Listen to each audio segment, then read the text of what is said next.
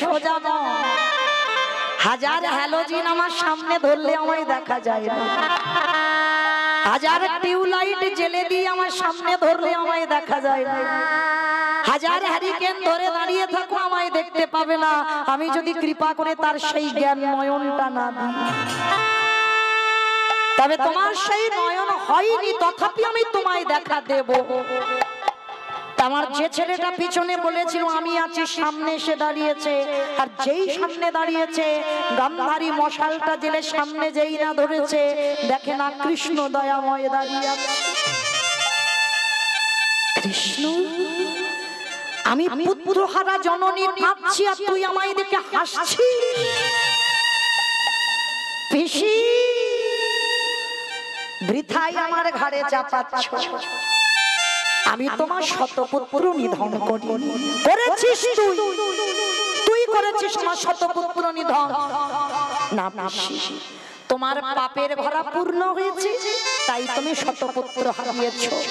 তবে শোন কৃষ্ণ, আমি পাপী হই আর যাই হই, আমার যেমন কুরু বংশ ধ্বংস করলি, আমি তোর অভিশাপ দিলাম, তোর 56 কোটি যদু বংশ ধ্বংস হবে। ভগবান দুবার কেঁদেছিল এই মহাভারতে। যেদিন দ্রৌপদীর বস্ত্র হরণ হলো সেদিন, আর একদিন কেঁদেছিল যেদিন গান্ধারী অভিশাপ দিল সেদিন। আর কোনদিন কৃষ্ণ কাঁদেন, এই দুদিন কেঁদেছিল। কারণ একটা নারীর সম্মান চলে গেলে তাতে আমার ভগবানের অঙ্গে গিয়ে আঘাত লাগে, আর যে নারীর সম্মান চলে যায় সেই নারীকে সমাজ নারী বলে গণ্য করে না। তখনই ভগবান কেঁদেছিল পাশাখালায় পাণ্ডবরা যখন হেরে গেল। আচ্ছা বলো তো বাবা, যার সঙ্গে কৃষ্ণ রয় তারা পাশাখালায় হারলো কেন? এই জায়গাটা ভেবে দেখেছেন? কোনদিন অনুভব করেছেন? কীর্তন মানে অনুভব। যাদের সঙ্গে কৃষ্ণ থাকে তারা কেন পাণ্ডবরা পাশাখালায় হারবে? আপনাদের আমাদের মতো ক্ষমতাশালী নয়, পাণ্ডবদের মতো বীর, তারা কেন পাশাখালায় হেরে গেল? বাবা, এদের সিদ্ধান্তটা ভুলের জন্য। কারণ দুর্যোধন পাশাখালায় পারদর্শী ছিল না, কিন্তু দুর্যোধন খেলায় বসে তার শুকুনি মামার উপরে দায়িত্ব দিয়েছিল। বলেছিল দুর্যোধন যে আমার হয়ে আমার মামা খেলবে, কিন্তু সেই জায়গায় পাণ্ডবরা কিছুক্ষণের জন্য অহংকারী হয়ে গেল। কারণ যুধিষ্ঠির যদি একবার বলতো যে দুর্যোধনের হয়ে যখন শুকুনি মামা খেলবে, তাহলে আমাদের হয়ে আমার স্বয়ং কৃষ্ণ দয়াময় খেলবে, যদি একবার এই সিদ্ধান্তটা নিত, তাহলে কোনদিন পাণ্ডবরা পরাজিত হতো না। এটাই ছিল ভগবানের অভিমান। আর যুধিষ্ঠির বলেছিল কৃষ্ণ, যতক্ষণ না আমি তোমাকে এখানে ডাকবো তুমি আমাদের এই পাশাখালা সভায় আসবে না। ভগবান তখন কেঁদেছিল যে আজকের তোমার অহংকারের জন্য তোমাদের পতন অনিবার্য হবে। সেদিন আমার ভগবান একটুখানির জন্য হলেও দুর্যোধনের সাথ দিয়েছিল। কারণ ভগবান সবার চোরেরও হয়, ভগবান সাধুরও হয়। যার সিদ্ধান্ত ঠিক থাকে, যে ধর্মকে আঁকড়ে রাখতে পারে, ধর্ম বলছে কারোর রক্ষা করতে হয় না, ধর্ম নিজেই দাঁড়িয়ে যায়। নিতাই গৌর প্রেমানন্দে। ভগবান কৃষ্ণের সখা দ্বারকায় উদ্ধব প্রশ্ন করেছিল, ঠিক আছে আমি মানলাম দুর্যোধন না ওরা দায়িত্বটা ঠিক দিয়েছিল মামার উপরে, আর পাণ্ডবরা দায়িত্ব ঠিক দেয়নি, তাই পাণ্ডবদের থেকে দূরে সরে গেলে। কিন্তু দ্রৌপদী কি অন্যায় করেছিল? একটা নারী বিবস্ত্র করে দিল, তখন কি তোমার চোখটা খোলা ছিল না? ভগবান বলছে ছিল তো খোলা, কিন্তু কেন গেলে না কৃষ্ণ? যাব কি করে? দ্রৌপদীও তো কিছুক্ষণের জন্য আমাকে ভুলে গিয়েছিল। সবার মাঝখানে যখন চুলের মুঠি ধরে আনলো, প্রথমে তো ওর 5 জন বীর স্বামী দাঁড়িয়েছিল, তাদের কাছে সাহায্য চেয়েছিল। কই একবারও তো আমার কাছে প্রথম সাহায্য চাই। তারপরে অষ্টগুরু দ্রোণাচার্যের কাছে সাহায্য চাইলো, তারপরে পিতামহ ভীষ্মের কাছে সাহায্য চাইলো। কই একবারও মনে পড়েছিল দ্রৌপদী সখী আমার কথা? পড়েনি। তাহলে ওর মনে করেছিল যে ওর বীর স্বামীরা ওকে রক্ষা করবে, কিন্তু পারলো না। আর যখনই পারলো না তখনই সখী মনে ভাবলো এরা ইহ জগতের স্বামী, এরা তো আমার সতীত্ব রক্ষা করতে পারলো না। তাহলে শেষের দিনে একজনই রক্ষা করতে পারে, যে হলো সবার প্রতি, যে হলো আমার জগৎপতি নিতাই গৌর প্রেমানন্দে। একটা কথা মনে রেখো মা, সতী জগতে সেই হয় যার দুই পতি আছে। আচ্ছা দেখি একবার হাতটা তোলো তো, কার কার দুই পতি আছে? তুলতে পারছে না। হরি বল। কি গো কীর্তন কি শোনো, তুলতে পারছো না হাত? এতগুলো নারী আমরা আছি, একবার হাতটা ক্ষমতা দিয়ে তুলতে পারছো না যে আমার দুই পতি আছে? উঠছে, অল্প অল্প উঠছে, মানে অনেক ভেবে চিনতে, মানে অনেক ভাবতে হচ্ছে, তারপর একটা একটা করে হাত উঠছে। দেখো জগতে সেই সতী হয়, জগতে সেই সতী হয় যাদের কাছে দুই পতি আছে। দুই পতি কি রকম? এক হলো ঘরে পতি, এক হলো বাইরে পতি। আমা ভালো করে বুঝবে, কিন্তু এইটা মৌমিতা ঘোষ বলছে না।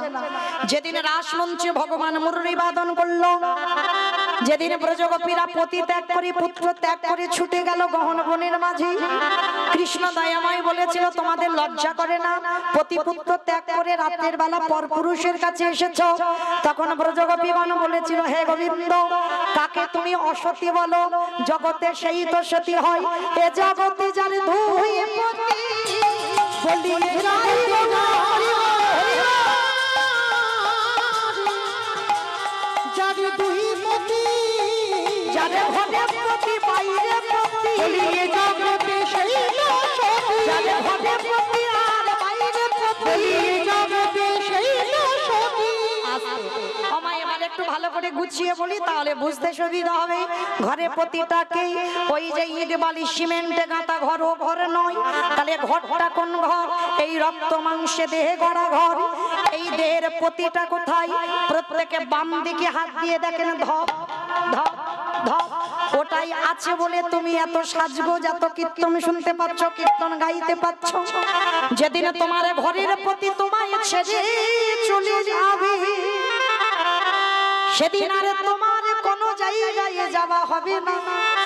তাহলে এটা হলো ঘরের পতি। আর বাইরের পতিটাকে অগ্নি সাক্ষী করে বাবা যখন ওই তোমাকে যার হাতে তুলে দিয়েছিল, ওই সাত পাকে ঘুরে যাকে বন্দি করেছিলে, সেই হলো তোমার বাইরে পতি। এ জগতে এই দুই পতিকে যারা মনে প্রাণে ভালোবাসতে পারবে, এক হলো ভগবান পতি আর এক হলো বাহ্যিক জগতের পতি। আর এই দুই পতিকে যারা ভক্তি শ্রদ্ধা করতে পারবে, এ জগতে সেই তো সতী। বলিয়ে জগতে বলি যাবে দুই পতি, এ জগতে সেই তো সতী। আসলে আমা কোথায় ছিলাম? সে গন্ডগোল হয়ে গেল। বাহ, দ্রৌপদী। তাহলে কৃষ্ণ উদ্ধবকে বলেছিল, উদ্ধব দ্রৌপদী পাণ্ডবদের সাহায্য চাইলো, ভীষ্মের সাহায্য চাইলো, কুন্তী ওদের সবার কাছে সাহায্য চাইলো, কিন্তু কই তার সখা কৃষ্ণের কাছে তো চাইলো না। তার জন্য তো দেরি হয়ে গেল, নারীর সম্মান ধুলোয় মিশে গেল। আর যখনই আমাকে স্মরণ করলো, তখনই আমি বস্ত্র জগিয়ে দিলাম। তাহলে এইটুকু শুনে আপনাদের আমাদের কি চৈতন্য হলো? সাহায্য যদি চাইতে হয়, প্রথমে গোবিন্দ চরণ ধরে ফেলো। আর হয়তো সবার কাছে সাহায্য চেয়েছে, বাবা ফেল হয়ে গেলাম, আর কিছু করার নাই, তখন ভগবানের চরণ ধরি, তাই না? বলে বাহ্যিক জগতের ডাক্তার তোমার রোগ ভালো করবে না, রোগকে ভালো করবে ডাক্তার। কিন্তু আমাদের বিশ্বাস আছে মা। প্রথমে প্রাথমিক ডাক্তার দেখালাম, ভালো হলো না। এইবার কোথায় গেলাম, কলকাতায় গেলাম, তাও ভালো হলো না। এবার চেন্নাই গেলাম, তাও ভালো হলো না। এবার কোথায় যাব, ভেলোর গেলাম, তাও ভালো হলো না। এবার রুগী ফিরিয়ে দিল। এবার ওখানে মনসার ভর হয়, শীতলার ভর হয়, চারদিকে শুধু ঠাকুর দেবতা হচ্ছে, সে রুগী আর ভালো হয় না। কিন্তু বাবা, কোনো মানুষের বিশ্বাস নাই, মারতে হলে তুমি মারো আর রাখতে হলে তুমি রাখো। এই তোমার চরণে দিলাম, এইবার আমি তোমার চরণ ধরে বসলাম। কি গো, এটা আছে কারণ?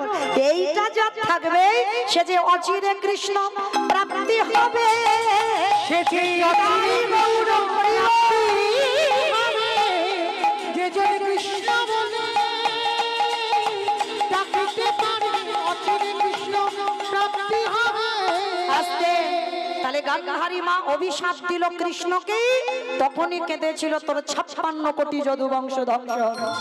কিন্তু বাবা, ভগবান গান্ধারীর কুরু বংশ ধ্বংস করেনি, একটাকে রেখে দিয়েছিল। আপনারা জানেন, যারা শাস্ত্র জ্ঞানী, যার নাম হলো মহাভারতে যুযুৎসু। শেষে পিসিমাকে বলেছিল, এখনো তোমার একটা প্রদীপ জ্বলছে, তোমার যুযুৎসু তোমার বংশে বাতি দেবার মতো। তখনই গান্ধারী কেঁদেছিল, কৃষ্ণ আমি তোর বৃথাই অভিশাপ দিলাম। কৃষ্ণ বলেছিল, পিসি আমি মাথা পেতে নিলাম। অভিশাপটা নিয়ে কৃষ্ণ ফিরছে দ্বারকায়। আচ্ছা বাবা, অনেকদিন যখন বাড়ির কর্তা বলো বাবা বলো বিদেশে থাকে, আর বিদেশ থেকে যেদিন 1 বছর 6 মাস পরে আসে, বাড়িতে কত খাবার আনে, কত জামা কাপড় আনে, কত আনন্দ হয় পরিবারের সবার। কিন্তু কৃষ্ণ যাচ্ছে আজ হস্তিনাপুর থেকে দ্বারকায়, নিয়ে যাচ্ছে কি? ফলমূল মিষ্টি কিছু নয়, গান্ধারী মার তীব্র অভিশাপ। বদন মলিন হয়েছে কৃষ্ণে, মাথাটা নিচু করে চোখে ছলছল জল। আর হঠাৎ বাবা তৃতীয় পাণ্ডব অর্জুন পিছন থেকে দেখতে পেয়েছে কৃষ্ণ মাথাটা নিচু করে চলে যাচ্ছে।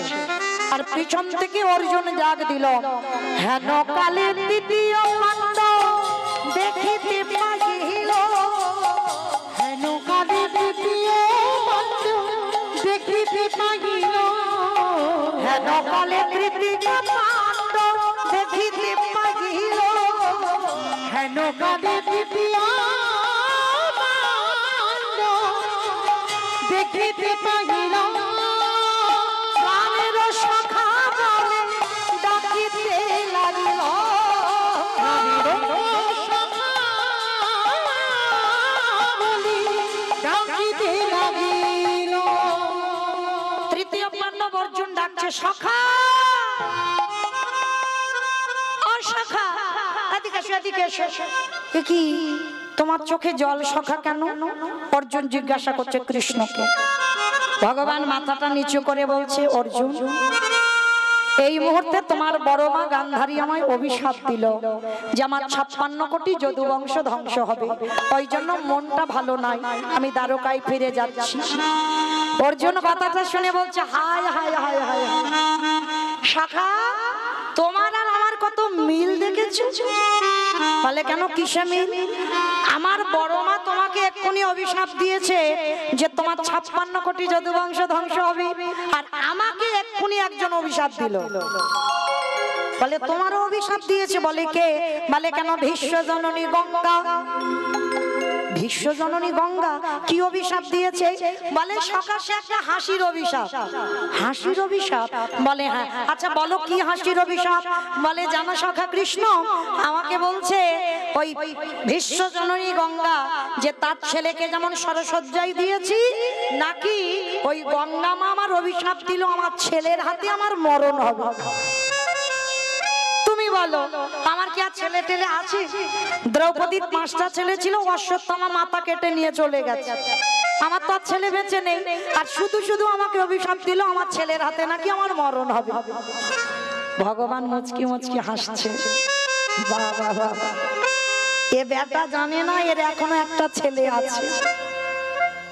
ও মা, এটা কিরকম হলো? ছেলে জানে না বাবা বেঁচে আছে, বাবা জানে না ছেলে বেঁচে আছে। এটা হয়? হয়। অর্জুনের সঙ্গে হয়েছিল। ছেলের বয়স আজকের 20 বছর হয়ে গেল, অর্জুন জানে না তার একটা ছেলে বেঁচে আছে, ও জানে দ্রৌপদীর 5টা ছেলে অশ্বত্থামা মাথা কেটে নিয়ে গেছে, মানে আমার আর ছেলে বলে নেই। কিন্তু এখনো একটা ছেলে আছে যার বয়স আজকের 20 বছর হয়ে গেছে, আর ছেলেটাও জানে না যে তার বাবা অর্জুন এখনো বেঁচে আছে। এটা কিরকম হলো, এই ঘটনাটা একটু করে শুনবো। কিন্তু অর্জুন বলছে, সখা একটা কাজ করো না, তুমিও অভিশাপ পেয়েছো, আমি আর অভিশাপ পেয়েছি, তাহলে দুজনে অভিশাপ পেয়েছি। একটা কাজ করো, তুমি এখন চলে যেও না, আমার দাদা যুধিষ্ঠির দাদা অশ্বমেধ যজ্ঞ করছি, যজ্ঞটা হয়ে গেলে তুমি চলে যেও।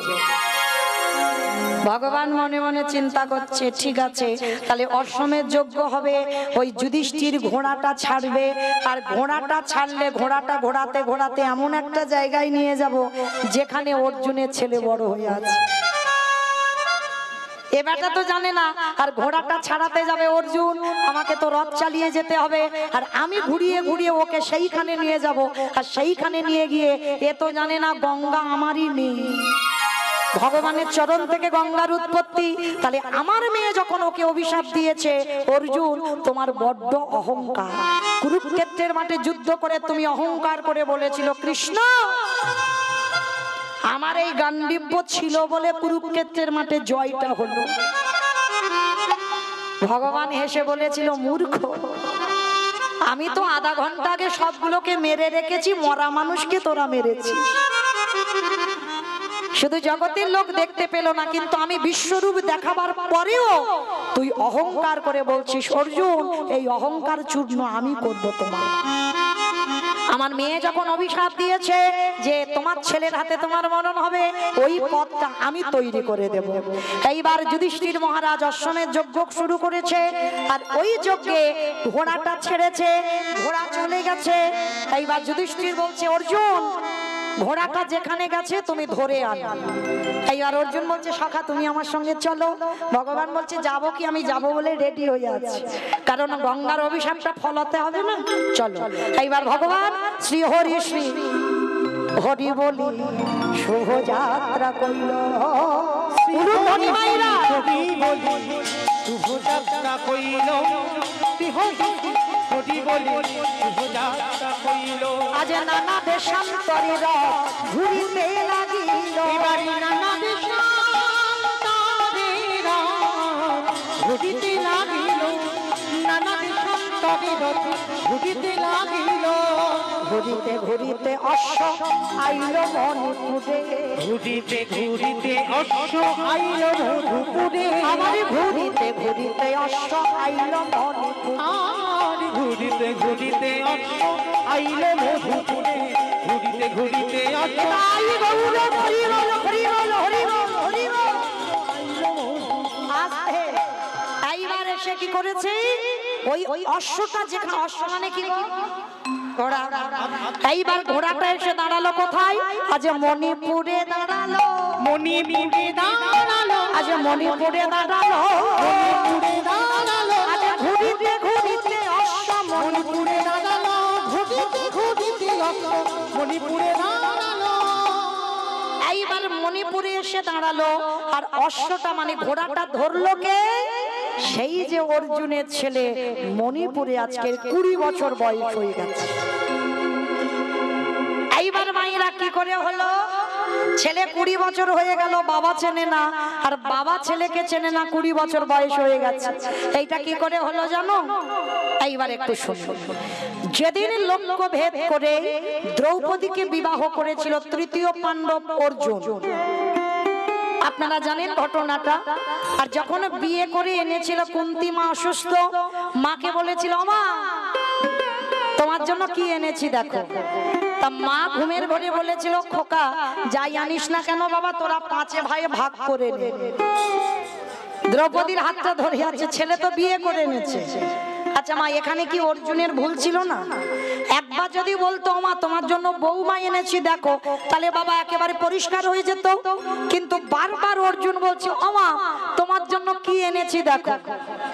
আর বারবার যখন বলছে, কুন্তী বারবার একটাই কথা বলছে, বাবা যাই আনিস না কেন তোরা 5 ভাই ভাগ করে নে। দুবার হয়ে গেল বলা।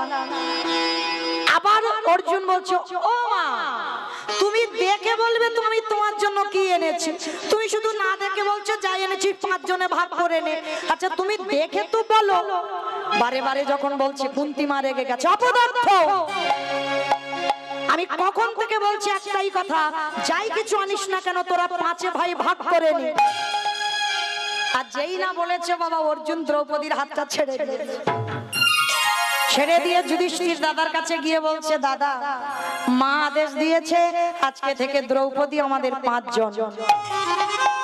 বলে ভাই তোর কি মাথার গন্ডগোল হয়েছে? লক্ষ্যভেদ করে তুই বিয়ে করেছিস, দ্রৌপদীর উপরে তোর অধিকার আমাদের নয়। বলে দাদা মা যে বললো, কি গো একটা ছেলে এরকম পাবে জগতে এখন? হরি বল। একটা ছেলে এসে কোনোদিন বলেছে মা তোমার জন্য কি এনেছি দেখো? সে 5 ভাই ভাগ করার ব্যাপার তো আলাদা, একটা ছেলে বলেছে মা তোমার জন্য এনেছি বউ, বলেনি। সেটা বলেছিল নবদ্বীপে আমার নিমাই পণ্ডিত। লক্ষ্মীপ্রিয়াকে বিয়ে করেছিল, সর্পাঘাতে মৃত্যু হয়ে গেল। বিষ্ণুপ্রিয়াকে বিয়ে করেছিল শুধু মায়ের জন্য। বিয়ে করতে যাবার সময় বলেছিল মা বিয়ে করতে যাচ্ছি আমার জন্য নয়, শুধু তোমার জন্য। এ জগতে ওই রকম ছেলে একটাও পাবে না। ওই জন্য তো কেন পাবে না গো, এখন মাটিটা তো ভালো নয়, তাই না? শুধু ছেলেদের দোষ দিলে হবে না। বীজ গন্ডগোল যদি হয়, মাটি গন্ডগোল যদি হয়, তার ফসলটা ভালো হবে কি করে? কখনো ভালো হবে না। ওই জন্য তো একটাও মুনি ঋষিদের জন্ম এখনকার সমাজে আর হচ্ছে না। কেন? শুধুমাত্র আমাদের ভুলের মাসুল দিতে হচ্ছে, আমরাই ভালো না। তো আজকে লক্ষ্য করে দেখেন, এইবার যেই না বাবা ভক্ত বাৎসল্য ভগবান এসে হাজির হয়েছে, যুধিষ্ঠির বলছে কৃষ্ণ তোমার সখা অর্জুনকে বোঝাও। মা তো না দেখে বলেছে, দেখে বলেন। তা ভগবান করজোর করে বলছে দেখো মায়ের কথার উপরে তো আমার কথা খাটে না। ভগবান পর্যন্ত ওই জায়গায় নত।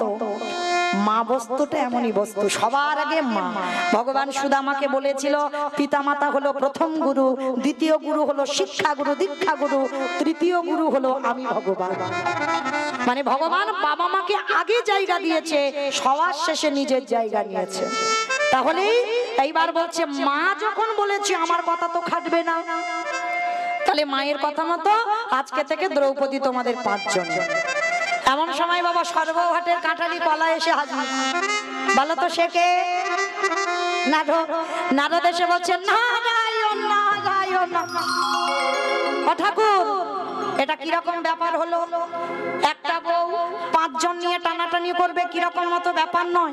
তুমি কৃপা করে হিসেব করে দাও কখন কার ঘরে কতদিন করে থাকবে। ভগবান বললেন নারদ এইটা তোমার ভাগে তুলে দিলাম, তুমি বিধানটা করে দাও। নারদ বলছে প্রভু তাহলে আমি বিধানটা দিই। এক ভাই থাকাকালীন যদি ওই ঘরে দ্রৌপদী থাকে, অন্য কোনো ভাই যদি প্রবেশ করে তাকে একাকী যেতে হবে বনবাস। নারদ মুনির কথা কোনোদিন রোধ হয় না। নাম নিয়েছেন নারদ, কথা রোধ কোনোদিন হবে না। আমি বলে দিলাম যে ভাইয়ের ঘরে দ্রৌপদী থাকবে, অন্য ভাই যদি প্রবেশ করে ভুল হয়েও তাকে একাকী বনবাসে কাটাতেই হবে। পঞ্চ পাণ্ডব শিরোধার্য করলো, তাই হবে। বাবা ছলে বলে কলে কৌশলে সত্য ঘটনা ঘটে আছে। ইচ্ছায় কার ইচ্ছায়? আমার ভগবানের ইচ্ছায়। হঠাৎ এক ভক্তের গরু চুরি হয়েছে, যা তো যা একেবারে অর্জুনের পায়ে ধরে কান্নাকাটি। আর অর্জুন যে গান্ডীব্য ধনুকটা রেখেছিল, যুধিষ্ঠির ঘরের ভিতর থেকে অস্ত্র ঘর। আর সেই দিন আমার যুধিষ্ঠির দাদার ঘরে ছিল আমার দ্রৌপদী। আর যখনই দ্রৌপদী মা থাকাকালীন অর্জুন প্রবেশ করলো, আর অর্জুন প্রবেশ করার অপরাধে একাকী যেতে হয়েছিল বনবাস। একাকী হতে হলো বনবাস, করার কিছু নাই। নারদের কথা মতো বনবাসে যেতে হলো। এইবার সব জায়গায় পাণ্ডবরা একসঙ্গে ছিল, কিন্তু ওই সময়টা অর্জুন একাকী কাটালো। একটা দুটো দিন নয়, 10 বছর নদীর জল আর গাছের ফল খেয়ে বেঁচে আছে। হস্তিনাপুরের রাজার কি দুর্গতি দেখো। এইবার রাস্তায় ঘুমায়, নদীর জল খায়, গাছের ফল খায়। আর করতে করতে বাবা 10 বছর কেটে গেল, বাকি আছে ঘরে ফিরতে 2 বছর। এখনো 2 বছর কাটাতে হবে। তাহলে কি করবে?